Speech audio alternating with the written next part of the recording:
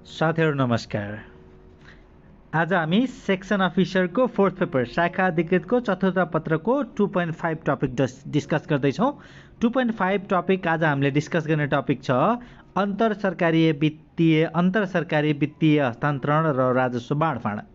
अब हेरौँ के रहेछ त अन्तर सरकारी वित्तीय हस्तान्तरण भनेको। यहाँबाट सुरु गरौँ। संघीय पहिलो स्टेटमेन्ट हेरौँ। संघीय शासन प्रणालीमा केन्द्र, प्रदेश र स्थानीय तह बीच रकम बाँडफाँड गर्ने प्रणालीलाई नै अन्तर सरकारी वित्तीय हस्तान्तरण भनिन्छ। यहाँ ध्यान देऊ। संघीय शासन प्रणालीमा केन्द्र, प्रदेश र स्थानीय तह बीच रकम बाँडफाँड गर्ने प्रणालीलाई नै अन्तर सरकारी वित्तीय हस्तान्तरण भनिन्छ। नेपाल सरकार प्रदेश तथा स्थानीय तहको राजस्वको अधिकार, राजस्व बाँडफाँड, अनुदान, ऋण, बजेट व्यवस्थापन तथा वित्तीय अनुशासन कायम गर्न अन्तर सरकारी वित्त व्यवस्थापन ऐन 2074 मा देहायक बमोजिमको व्यवस्था गरिएको छ भनेको छ। अन्तर सरकारी वित्त व्यवस्थापन ऐन 2074 यही ऐन भित्र रहेका धेरै कुराहरू हेर्छौँ हामीले यो टपिक भित्र रहेर विभिन्न कुराहरू रहन्छन् यहाँ। ल सुरु गरौँ यसरी। पहिलो कुरा, कर, गैर कर तथा रोयल्टी लगाउन सक्ने सम्बन्धमा। कर, गैर कर तथा रोयल्टी लगाउन सक्ने सम्बन्धमा पहिलो चीज हेरौँ। यसमा 6वटा कुराहरू रहन्छन्। बेसिकल्ली कर, गैर कर तथा रोयल्टी लगाउन सक्ने सम्बन्धमा 6वटा कुराहरू छ। याद गरौँ है। पहिलो 1, 2 र 3 एकदमै सजिलो छ। 1 मा के छ? नेपाल सरकारले संघीय कानुन बमोजिम अनुसूची 1 मा उल्लेखित कर तथा गैर कर लगाउन र उठाउन सक्ने। 2, प्रदेश सरकारले प्रदेश कानुन बमोजिम अनुसूची 2 मा उल्लेखित कर तथा गैर कर लगाउन र उठाउन सक्ने। 3, स्थानीय तहले स्थानीय कानुन बमोजिम अनुसूची 3 मा उल्लेखित कर तथा गैर कर लगाउन र उठाउन सक्ने। यसरी 3वटा स्टेटमेन्ट यहाँ याद गरिहाल्यौँ। 1 नम्बरमा नेपाल सरकारले संघीय कानुन बमोजिम अनुसूची 1 मा उल्लेखित कर तथा गैर कर लगाउन र उठाउन सक्ने। अनुसूची 1 मा के छन् त भन्ने कुराहरू अहिले अनुसूची अन्तिममा हेरौँला। अन्तिममा अनुसूची 1 भित्रका कर र गैर कर हेरौँला। कर भनेको कस्तो अनि गैर कर भनेको कस्तो भन्ने कुराहरू पनि त्यहाँनिर हेरौँला। बेसिकल्ली कर चाहिँ राज्यलाई तिर्ने, जनताले सबैले तिर्नै पर्ने दायित्वको चाहिँ कर हुन्छ भने राज्यबाट सेवा सुविधा लिने बेला थप तिरिने कहिलेकाहीँ सेवा शुल्क, दस्तुरहरू, आफूले नयाँ चिजहरू केही लिनु परेको खण्डमा तिर्ने चिज चाहिँ गैर कर रहन्छ। त्यो पनि अहिले लास्टमा हेरौँला। र स्टेटमेन्ट 2 मा प्रदेश सरकारले प्रदेश कानुन बमोजिम अनुसूची 2 मा उल्लेख गरेका कर र गैर कर लगाउन र उठाउन सकिने। स्टेटमेन्ट 3 मा स्थानीय तहले स्थानीय कानुन बमोजिम अनुसूची 3 मा उल्लेखित कर तथा गैर कर लगाउन र उठाउन सक्ने। 3टा स्टेटमेन्ट भयो 6वटा मध्ये। अब चौथो स्टेटमेन्ट, नेपाल सरकार प्रदेश तथा स्थानीय तहले प्रचलित कानुन बमोजिम लागेको आफ्नो अधिकार भित्रको दण्ड जरिमाना उठाउन सक्ने। दण्ड र जरिमाना पनि कसले उठाउन सक्छ भन्दाखेरि नेपाल सरकारले प्रदेश र स्थानीय तह तिनैटाले आफ्नो अधिकार क्षेत्रभित्रको। त्यस्तै स्टेटमेन्ट 5 मा दफा 2 वा 3 बमोजिम प्रदेश तथा स्थानीय तहले कर लगाउँदा राष्ट्रिय आर्थिक नीति, वस्तु तथा सेवाको ओसार पसार, पुँजी तथा श्रम बजार छिमेकी प्रदेश स्थानीय तहलाई प्रतिकूल नहुने गरी लगाउनुपर्छ भन्यो। यसरी कर र गैर कर लगाउँदा प्रदेश र स्थानीय तहले लगाउँदा सङ्घीय सरकारको राष्ट्रिय नीति विरुद्ध या त्योभन्दा फरक तरिकाले आउनु हुँदैन भन्ने कुराहरू गर्यो। त्यस्तै स्टेटमेन्ट 6 मा नेपाल सरकारले सङ्घीय कानुन बमोजिम प्राकृतिक स्रोतमा रोयल्टी लगाउन र उठाउन सक्नेछ। नेपाल सरकारले प्राकृतिक स्रोतमा रोयल्टी लगाउन र उठाउन सक्नेछ। त्यो रोयल्टी चाहिँ कसरी बाँडफाँड हुन्छ भन्ने कुरा एकछिन पछाडि हेर्छौँ। यसरी पहिलो चिज हेऱ्यौँ, कर, गैर कर तथा रोयल्टी लगाउन सक्ने सम्बन्धमा 6वटा स्टेटमेन्टमा उल्लेख गरिएको चिजहरू। अब हेरौँ गैर करका दर निर्धारणका आधार भनेर। यो सिधै एउटा सेन्टेन्स याद गरे पुग्छ। नेपाल सरकार, प्रदेश सरकार र स्थानीय तहले वस्तु तथा सेवाको लागत, सञ्चालन र मर्मत खर्चलाई आधार मानी गैर कर तथा करका दर निर्धारण गर्नुपर्नेछ भनेर लेखेको छ। यो भयो गैर करको दर निर्धारणका आधारहरू भन्यो। अब एकल कर प्रशासन सम्बन्धी व्यवस्था, एकल कर प्रशासन सम्बन्धी व्यवस्था यहाँनिर हेर्छौँ। एकल कर प्रशासन सम्बन्धी व्यवस्थामा दफा 3 मा जुनसुकै कुरा उल्लेख भए तापनि नेपाल सरकार प्रदेश वा स्थानीय तहमध्ये कुनै 2 तहले उठाउने देहायका कर तथा गैर कर देहाय बमोजिम एकल कर प्रशासन सम्बन्धी व्यवस्था बमोजिम उठाइनेछ भनेको एकल कर प्रशासन सम्बन्धी व्यवस्था कस्तो रहेको छ भन्दा प्रदेशले सवारी साधन कर उठाउँदा, प्रदेशले सवारी साधन कर कसले उठाउँछ भन्दा प्रदेशले सवारी साधन कर उठाउँदा स्थानीय तहले सवारी साधनमा लगाएको कर समेत उठाउने।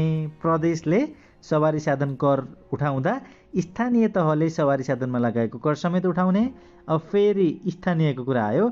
स्थानीय तहले घर जग्गा रजिस्ट्रेसन शुल्क उठाउँदा प्रदेशले लगाएको घर जग्गा रजिस्ट्रेसन शुल्क समेत उठाउने। अघिको जस्ट अपोजिट, अघि चाहिँ प्रदेशले सवारी साधन कर उठाउँदा स्थानीय तहले सवारी साधनमा लगाएको कर समेत उठाउने 1 नम्बरमा। 2 नम्बरमा स्थानीय तहले घर जग्गा रजिस्ट्रेसन शुल्क उठाउँदा प्रदेशले लगाएको घर जग्गा रजिस्ट्रेसन शुल्क समेत उठाउने। 3 नम्बरमा अघि जस्तै विज्ञापन कर मात्रै हो, अरू स्टेटमेन्ट सेम टु सेम हुन्छ। स्थानीय तहले विज्ञापन कर उठाउँदा प्रदेशले लगाएको विज्ञापन कर समेत उठाउने। चौथो स्टेटमेन्ट, स्थानीय तहले मनोरञ्जन कर उठाउँदा प्रदेशले लगाएको मनोरञ्जन कर समेत उठाउने। यसरी उठेको करको यहाँनिर ध्यान दिउँ। यसरी उठेको करको प्रशासनिक खर्च बापत बढीमा 2% रकम त्यस्तो कर उठाउने तहले आफ्नो सञ्चित कोषमा जम्मा गरी बाँकी रकम जुन तहको कर उठाइएको हो सोही तहको सञ्चित कोषमा जम्मा गर्ने भनिसक्यो। त्यो भनेको अघि भर्खर हेरेको कुरालाई यहाँनिर हेरौँ। अहिले भर्खर हामीले हेरेका थियौँ एकल कर प्रशासन सम्बन्धीमा प्रदेशले सवारी साधन कर उठाउँदा के गर्ने भन्दा स्थानीय तहले सवारी साधनमा लगाएको कर समेत उठाउने। अनि स्थानीय तहले घर जग्गा रजिस्ट्रेसन शुल्क उठाउँदा प्रदेशले लगाएको घर जग्गा रजिस्ट्रेसन शुल्क समेत उठाउने। स्थानीय तहले विज्ञापन कर उठाउँदा प्रदेशले लगाएको विज्ञापन कर समेत उठाउने। अनि स्थानीय तहले मनोरञ्जन कर उठाउँदा प्रदेशले लगाएको मनोरञ्जन कर समेत उठाउने। र यसरी उठेको करको प्रशासनिक खर्च बापत बढीमा 2% रकम त्यस्तो कर उठाउने तहले आफ्नो सञ्चित कोषमा जम्मा गरी बाँकी रकम जुन तहको कर उठाएको हो सोही तहको सञ्चित कोषमा जम्मा गर्ने। क्लियर भयो नि। सवारी साधन कर उठायो भने पनि स्थानीय तहको सवारी साधन कर उठाइदियो प्रदेशले, किन भन्दा उठाउने प्रदेशले हो, उठाइदियो भने त्यसको 2% मात्रै प्रदेशले आफ्नो सञ्चित कोषमा राख्ने र बाँकी रहेको चाहिँ जुन स्थानीय तहको त्यही स्थानीय तहको सञ्चित कोषमा जम्मा गर्ने भनेर यहाँनिर भन्यो। ओके, अब जाउँ राजस्व बाँडफाँडतर्फ। मूल्य अभिवृद्धि कर तथा अन्तःशुल्कको बाँडफाँड। पहिलोमा मूल्य अभिवृद्धि कर र अन्तःशुल्कको बाँडफाँड। यसमा पनि 6वटा स्टेटमेन्टहरू रहेको छ। ल हेरौँ है। 1, नेपाल सरकार प्रदेश र स्थानीय तहबीच मूल्य अभिवृद्धि कर र आन्तरिक उत्पादनबाट उठेको अन्तःशुल्क रकम बाँडफाँड गर्न नेपाल सरकारले एक सङ्घीय विभाज्य कोष खडा गरी त्यस्तो रकम सो कोषमा जम्मा गर्नेछ। पहिला एउटा कोष बनायो। के बनायो भन्दा सङ्घीय विभाज्य कोष। त्यो कोषमा नेपाल सरकार प्रदेश र स्थानीय तहबीच मूल्य अभिवृद्धि कर र आन्तरिक उत्पादनबाट उठेको अन्तःशुल्क रकम बाँडफाँड गर्नको लागि त्यो बाँडफाँड हुनुभन्दा पहिला जम्मा भएको पैसा चाहिँ सङ्घीय विभाज्य कोष खडा गरेर त्यसमा राखिन्छ, सङ्घीय विभाज्य कोष। अब 2 नम्बर स्टेटमेन्ट हेरौँ। सो रकममध्ये 70% चाहिँ नेपाल सरकारलाई, 15% प्रदेश सरकारलाई र 15% स्थानीय तहलाई बाँडफाँड गरिन्छ। ल हेरौँ। त्यो उठेको रकममध्ये 70% चाहिँ नेपाल सरकारलाई, 15% प्रदेश सरकारलाई र 15% स्थानीय तहलाई बाँडफाँड गरिन्छ। अब 3 नम्बरमा सङ्घीय विभाज्य कोषबाट, अघिको कोष सङ्घीय विभाज्य कोषबाट नेपाल सरकारले प्राप्त गर्ने रकम सङ्घीय सञ्चित कोषमा दाखिला गरिने र प्रदेशको लागि प्रदेश विभाज्य कोष र स्थानीय तहको लागि स्थानीय विभाज्य कोषमा जम्मा गरिने। यहाँनिर हेरौँ। भनेपछि अघिको 70% पैसा चाहिँ सङ्घीय विभाज्य कोषबाट सङ्घीय सञ्चित कोषमा जम्मा गरिन्छ। दाखिला गरिन्छ र प्रदेशको लागि प्रदेश विभाज्य कोषमा र स्थानीयको लागि स्थानीय विभाज्य कोषमा जम्मा गरिन्छ। अब यहाँ अर्को हेरौँ, चौथो स्टेटमेन्ट। यसरी प्रदेश र स्थानीय विभाज्य कोषमा जम्मा भएको रकम संविधान र राष्ट्रिय प्राकृतिक स्रोत तथा वित्त आयोगले निर्धारण गरेको आधार र ढाँचा बमोजिम प्रदेश र स्थानीय तहलाई बाँडफाँड गरिन्छ। त्यो 15%, स्थानीय तहको 15 र प्रदेशको 15 चाहिँ किसको आधारमा भन्दा राष्ट्रिय प्राकृतिक स्रोत तथा वित्त आयोगले निर्धारण गरेको आधार र ढाँचा बमोजिम। अब स्टेटमेन्ट 5 मा हेरौँ। यसरी प्रदेशले प्राप्त गर्ने रकम सम्बन्धित प्रदेश सञ्चित कोष र स्थानीय तहले प्राप्त गर्ने रकम सम्बन्धित स्थानीय सञ्चित कोषमा जम्मा हुने गरी मासिक रूपमा उपलब्ध गराइन्छ। यो हो मासिक रूपमा सम्बन्धित प्रदेशको लागि सम्बन्धित प्रदेश स्थानीय प्रदेश सञ्चित कोष अनि उसको लागि स्थानीय तहको लागि चाहिँ त्यही सम्बन्धित स्थानीय तहको सञ्चित कोषमा जम्मा हुने गरी मासिक रूपमा यो राजस्व बाँडफाँडको पैसा दाखिला गरिन्छ या उपलब्ध गराइन्छ। यसरी बाँडफाँड हुने रकम आर्थिक वर्षको अन्तिम महिनामा हिसाब मिलान गरिन्छ भन्ने कुराहरू यहाँनिर गऱ्यौँ। ल यसरी यहाँनिर हामीले हेरौँ, मूल्य अभिवृद्धि कर र अन्तशुल्कको बाँडफाँडमा सुरुमा पहिलो स्टेटमेन्टमा सङ्घीय विभाज्य कोष खडा गरिन्छ भनियो। सङ्घीय विभाज्य कोष खडा गरेर सबै पैसा त्यहाँ राखिन्छ। दोस्रोमा त्यो विभाज्य कोषबाट 70% नेपाल सरकारलाई, 15% प्रदेशलाई र 15% स्थानीय तहलाई बाँडफाँड गरिन्छ। सङ्घीय विभाज्य कोषबाट नेपाल सरकारले प्राप्त गर्ने रकम चाहिँ सङ्घीय सञ्चित कोषमा दाखिला गरिन्छ र प्रदेश र स्थानीय तहको लागि चाहिँ प्रदेश विभाज्य कोष, स्थानीय विभाज्य कोषमा जम्मा गरिएको हुन्छ। यसरी प्रदेश र स्थानीय विभाज्य कोषमा जम्मा भएको रकम संविधान र राष्ट्रिय प्राकृतिक स्रोत तथा वित्त आयोगले निर्धारण गरेको आधार र ढाँचा बमोजिम प्रदेश र स्थानीय तहलाई बाँडफाँड गरिन्छ। प्रदेश र स्थानीय तहमा बाँडफाँड गर्ने रकम चाहिँ प्रदेश सञ्चित कोष र स्थानीय सञ्चित कोषमा मासिक रूपमा जम्मा गराइन्छ। यसरी बाँडफाँड हुने रकम आर्थिक वर्षको अन्तिम महिनामा हिसाब मिलान गरिन्छ भनेर राजस्व बाँडफाँडको कुराहरू यहाँ 6वटा स्टेटमेन्टमा क्लियर हुन्छौँ हामी। अब जाउँ प्राकृतिक स्रोतबाट प्राप्त हुने रोयल्टीको बाँडफाँड। ल यसमा के भनेको छ हेरौँ, यो पनि सजिलो छ, एकचोटि हेऱ्यौँ भने बुझिहालिन्छ, अप्ठ्यारो छैन केही पनि नै। प्राकृतिक स्रोतबाट हुने रोयल्टीको बाँडफाँड अब कसरी हुन्छ त? प्राकृतिक स्रोतको रोयल्टीको बाँडफाँड भन्दा ध्यान दिउँ, नेपाल सरकार, यसमा 3वटा स्टेटमेन्ट छ, सजिलो छ है। नेपाल सरकार, प्रदेश र स्थानीय तहबीच सङ्घीय कानुन बमोजिम प्राकृतिक स्रोतबाट प्राप्त हुने रोयल्टीको बाँडफाँड गर्न नेपाल सरकारले एक सङ्घीय विभाज्य कोष खडा गरी त्यस्तो रोयल्टी प्राप्त हुने रकम सो कोषमा जम्मा गर्छ। सङ्घीय विभाज्य कोष खडा गर्छ प्राकृतिक स्रोतबाट प्राप्त हुने रोयल्टीको लागि। अब सो कोषमा जम्मा भएको रकम तपसिल बमोजिम बाँडफाँड हुनेछ। एकदमै ध्यान दिनुपर्ने यहाँ 5वटा कुराहरू छन्। यो 5वटा कुराहरूमा एउटै चिजले डिभाइड हुन्छ। त्यो कसरी हुन्छ ल हेरौँ। पर्वतारोहणको रकम यदि उठ्यो भने 50% नेपाल सरकारलाई, 25% सम्बन्धित प्रदेशलाई र 25% सम्बन्धित स्थानीय तहलाई। पर्वतारोहणको विद्युतबाट उठेको 50% नेपाल सरकारलाई, सेम त्यही हो, 25% प्रदेशलाई, सम्बन्धित प्रदेशलाई र 25% स्थानीय तहलाई सम्बन्धित।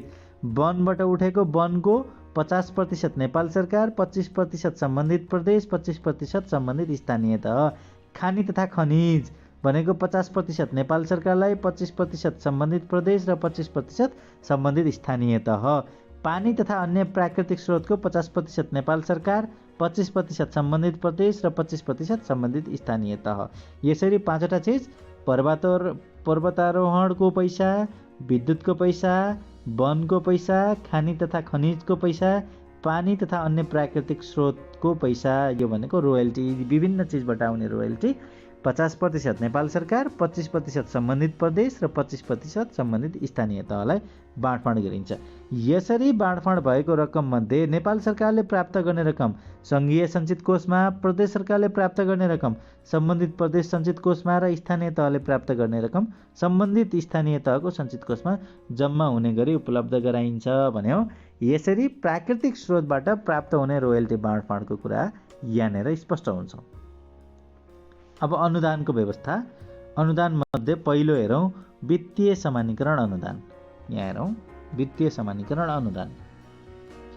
नेपाल सरकारले प्रदेश र स्थानीय तहको खर्चको आवश्यकता र राजस्वको क्षमताको आधारमा, हेरौँ है, के आधारमा भन्दा प्रदेश र स्थानीय तहको खर्चको आवश्यकता र राजस्वको क्षमताको आधारमा प्राकृतिक स्रोत तथा वित्त आयोगको सिफारिसमा प्रदेश र स्थानीय तहलाई वित्तीय समानीकरण अनुदान वितरण गरिन्छ, नेपाल सरकारले गर्छ भन्ने कुरा रह्यो पहिलो स्टेटमेन्ट। दोस्रो, यसरी प्राप्त भएको अनुदान र आफ्नो स्रोतबाट उठेको राजस्वलाई प्रदेशले प्रदेशभित्रका स्थानीय तहको खर्चको आवश्यकता, अघि नेपाल सरकारले दिए जस्तै अहिले प्रदेशले दिँदैछ, खर्चको आवश्यकता र राजस्वको क्षमताको आधारमा प्रदेश कानुन बमोजिम आयोगको सिफारिसमा वित्तीय समानीकरण अनुदान वितरण गर्छ प्रदेशले पनि।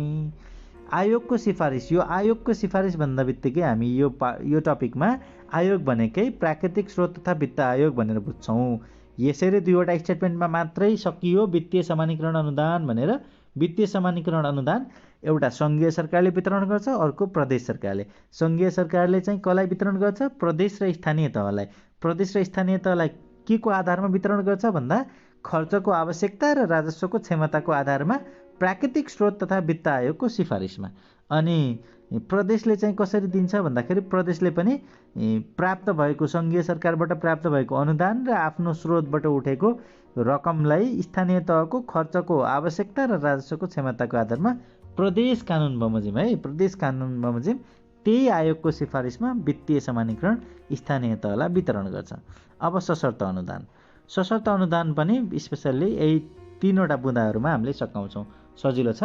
सशर्त अनुदान नेपाल सरकारले प्रदेश वा स्थानीय तह वा नेपाल सरकारको कुनै योजना कार्यान्वयन गर्न संविधानको धारा 251 को उपधारा 1 ग बमोजिम आयोगले तोकेको आधारमा प्रदेश तथा स्थानीय तहलाई सशर्त अनुदान प्रदान गर्नेछ।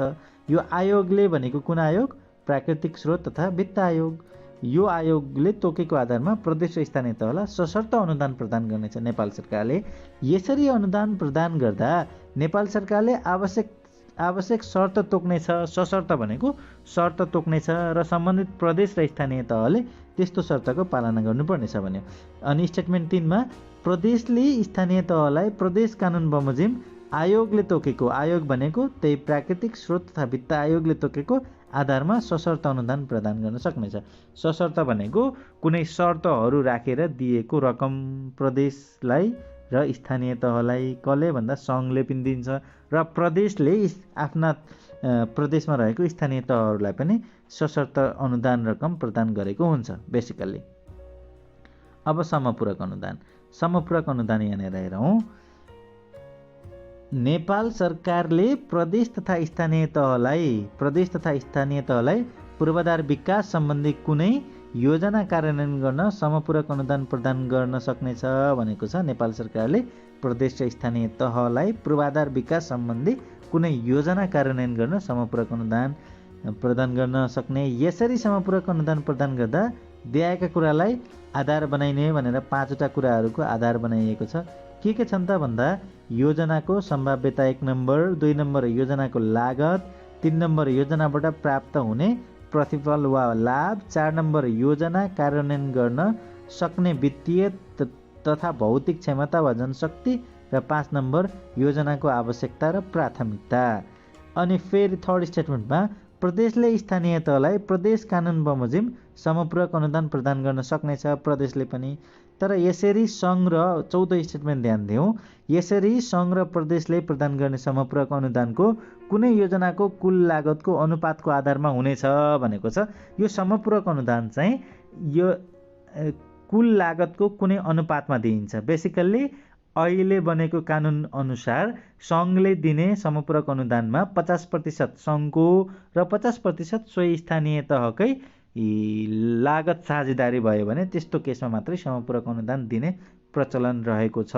अहिलेको समपूरक अनुदान सम्बन्धी कार्यविधि हेऱ्यो भने त्यस्तो देखिन्छ। त्यो समपूरक अनुदान भनेको जहिले पनि के हुन्छ भन्दा अनुपातको आधारमा दिइन्छ सङ्घबाट र प्रदेशबाट पनि दिन सक्छ स्थानीय तहलाई आफ्नो प्रदेशभित्रका। त्यसमा पनि त्यही हुन्छ, 50% चाहिँ स्थानीय तहको लागत साझेदारी भएको केस र 50% प्रदेशले दिन सक्छ। त्यस्तोमा अब विशेष अनुदान समपूरक त्यस्तो हो भने विशेष अनुदान भनेको अनुपातमा हुँदैन। विशेष अनुदान चाहिँ पूर्ण रूपले नै दिन्छ, टोटल्ली रकम दिइन्छ विशेष अनुदानमा। यो विशेष अनुदानमा के रहेको छ त यहाँनिर ध्यान दिउँ। ओके, नेपाल सरकारले कुनै उद्देश्य राखी प्रदेश वा स्थानीय तहबाट सञ्चालन गरिने कुनै खास योजनाको लागि विशेष अनुदान प्रदान गर्न सक्छ। यस्ता आयोजनाहरू देहायक बमोजिमका हुन सक्छन् भन्यो। शिक्षा, स्वास्थ्य, खानेपानी जस्ता आधारभूत सेवाको विकास र आपूर्ति गर्न, अन्तर्प्रदेश वा अन्तर्स्थानीय तहको सन्तुलित विकास गर्न, अनि त्यस्तै 3 नम्बरमा आर्थिक, सामाजिक वा अन्य कुनै प्रकारले विभेदमा परेको वर्ग वा समुदायको उत्थान वा विकास गर्न भन्यो। 3वटा स्टेटमेन्ट। अनि 2 नम्बरमा हेरौँ, प्रदेशले स्थानीय तहलाई प्रदेश कानुन बमोजिम विशेष अनुदान प्रदान गर्न सक्नेछ भनेको छ। प्रदेशले पनि प्रदेश कानुन बमोजिम विशेष अनुदान प्रदान गर्न सक्नेछ। अघि भर्खर हामीले समपूरक अनुदान हेरेका थियौँ। समपूरक अनुदानमा लागत साझेदारी हुनुपर्छ भने विशेष अनुदानमा त्यस्तो केही पनि हुँदैन। सङ्घले वा प्रदेशले सिधै रकम तोकेर अनुदान स्वरूप दिन सक्छ, लागत हेरेर, त्यो योजनाको लागत इस्टिमेट हेरेर। ओके, अब आन्तरिक ऋण, अर्को कुरा जाउँ। आन्तरिक ऋण भन्ने, अब यो आन्तरिक ऋणमा बेसिकली 4वटा कुराहरू छन्। आन्तरिक ऋण नेपाल सरकार, यो बेसिकली आन्तरिक ऋण चाहिँ अफिसरको कन्टेन्टमा थोरै बुझ्नको लागि छ भने उपसचिवको कन्टेन्टमा छ है, उपसचिवको सिलेबसमा। त्यही भएर यहाँनिर यसलाई हामीले समावेश गरिसकेका छौँ। हेरौँ 4वटा स्टेटमेन्टमा के भनेको छ भन्दा, नेपाल सरकार, प्रदेश सरकार तथा स्थानीय तहले प्राकृतिक स्रोत तथा वित्त आयोगले सिफारिस गरेको सीमाभित्र रहे आन्तरिक ऋण लिन सक्नेछन्। तर प्रदेश र स्थानीय तहले ऋण लिनु अघि नेपाल सरकारको सहमति लिनुपर्नेछ भनिसक्यो। 3वटै नेपाल सरकार, प्रदेश सरकार वा स्थानीय तहले प्राकृतिक स्रोत तथा वित्त आयोगले सिफारिस गरेको सीमाभित्र रहे आन्तरिक ऋण लिन सक्नेछन्। तर प्रदेश र स्थानीय तहले ऋण लिनु अघि नेपाल सरकारको सहमति लिनुपर्छ। स्टेटमेन्ट 2 मा नेपाल सरकार तथा प्रदेशले प्रचलित कानुनको अधीनमा रही ऋणपत्र जारी गरी आन्तरिक ऋण उठाउन सक्नेछन्। 3 नम्बर स्टेटमेन्ट, प्रदेश तथा स्थानीय तहले आन्तरिक ऋण लिन नेपाल सरकारसँग सहमति माग गर्दा के गर्नुपर्छ भन्दा, आन्तरिक ऋण लिन खोजेको योजनाबाट प्राप्त हुन सक्ने प्रतिफल, उपलब्धि, ऋण भुक्तानी योजना, ऋण दिने संस्थाको विवरण सहित प्रस्ताव अर्थ मन्त्रालय समक्ष पेश गर्नुपर्नेछ। ओके, यसरी अब 4थो स्टेटमेन्टमा, यसरी पेश भएको प्रस्ताव कार्यान्वयन योग्य देखिएमा नेपाल सरकारले सम्बन्धित प्रदेश वा स्थानीय तहलाई ऋण लिन सहमति दिन सक्नेछ भनेर यो ऋण लिन सक्ने कुराहरू यहाँनिर हेरौँ। अब नेपाल सरकारले ऋण दिन सक्ने, अब नेपाल सरकारले ऋण दिन पनि सक्छ, कसरी दिन सक्छ नेपाल सरकारले ऋण र कसलाई दिन सक्छ भन्ने कुराहरू यहाँनिर हेरौँ। पहिलो 1 नम्बरमा नेपाल सरकारले प्रदेश वा स्थानीय तहलाई ऋण दिन सक्ने, यो नयाँ चिज हामीले बेसिकली नसुनेको जस्तो हो, तर यो कानुनमै उल्लेख भएको चिज छ। नेपाल सरकारले ऋण दिन सक्ने भनेको नेपाल सरकारले प्रदेश वा स्थानीय तहलाई ऋण दिन सक्नेछ। प्रदेश वा स्थानीय तहले ऋण रकमको उपयोग, भुक्तानीको तरिका तथा समय सीमा समेत उल्लेख गरी ऋणका लागि अर्थ मन्त्रालय समक्ष अनुरोध गर्न सक्नेछ। प्राप्त अनुरोध मनासिब देखिएमा, यसरी अनुरोध प्राप्त भएमा मनासिब देखिएमा नेपाल सरकारले ऋण प्रदान गर्ने स्वीकृति दिन सक्नेछ। यसरी स्वीकृति प्राप्त भएमा अर्थ मन्त्रालयले सम्बन्धित प्रदेश वा स्थानीय तहसँग सम्झौता गर्नेछ र ऋण प्रदान गर्नेछ। यसरी नेपाल सरकारबाट प्राप्त ऋण प्रदेश वा स्थानीय तहले सम्झौतामा उल्लेखित समय अवधिभित्र चुक्ता नगरेमा नेपाल सरकारले सम्बन्धित प्रदेश वा स्थानीय तहलाई उपलब्ध गराउने अनुदानबाट त्यस्तो ऋण असुल गर्न सक्नेछ भनेर यसरी यहाँनिर बुझ्यौँ हामीले। नेपाल सरकारले पनि ऋण दिन सक्छ प्रदेश र स्थानीय तहलाई भन्ने कुराहरू। अब अघि हामीले हेरेको थियौँ अनुसूची 1, अनुसूची 2 र अनुसूची 3 मा के छन् त भन्ने कुराहरू। कर र गैर कर, अनुसूची 1 मा नेपाल सरकारले लगाउने सक्ने कर र गैर करका कुराहरू छन्। अनुसूची 2 मा प्रदेश सरकारले लगाउन सक्ने कर र गैर करका कुरा छन् र अनुसूची 3 मा स्थानीय तहले लगाउन सक्ने कर र गैर करको कुरा छ। ल यहाँ ध्यान दिउँ। अनुसूची 1 भनेको नेपाल सरकारले लगाउन सक्ने कर र नेपाल सरकारले लगाउन सक्ने गैर कर। कर पनि 6वटा र गैर कर पनि 6वटा छन्। कर के छन् त नेपाल सरकारले लगाउन सक्ने भन्दा, भन्सार 1टा, अन्तशुल्क 2टा, मुह कर मूल्य अभिवृद्धि कर 3टा, संस्थागत कर 4वटा, व्यक्तिगत कर 5वटा र पारिश्रमिक कर 6वटा।